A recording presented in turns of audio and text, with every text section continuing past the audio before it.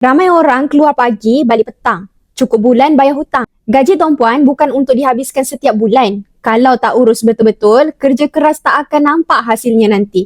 Fan nak kongsikan 10 checklist kewangan yang dikongsikan oleh Tuan Azizi Ali, seorang pakar kewangan yang terkenal di Malaysia. Yang pertama, simpan dana kecemasan sekurang-kurangnya 6 bulan gaji. Yang kedua, cara insurans hayat yang cover minimum 2 tahun gaji. Yang ketiga, medical card kena ada sekurang-kurangnya cover RM100,000 setahun. Yang keempat, miliki sekurang-kurangnya 1 buah rumah. Yang kelima, simpan dana persaraan untuk hidup 20 tahun lepas bersara. Dan yang keenam, dana pendidikan untuk anak-anak masuk universiti. Yang ketujuh, sekurang-kurangnya 10% harta mesti simpan dalam bentuk emas fizikal.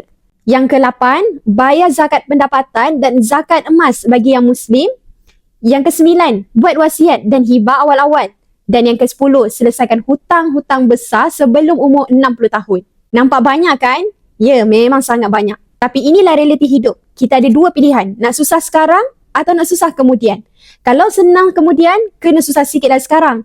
Yang penting kena tambah ilmu kewangan, konsisten menabung setiap bulan, jangan berhutang ikut nafsu dan cari jalan tambah pendapatan. Kalau nak tahu macam mana emas boleh bantu capai semua checklist ni, boleh follow Fight dan tengok video-video Fight yang seterusnya. Semoga bermanfaat.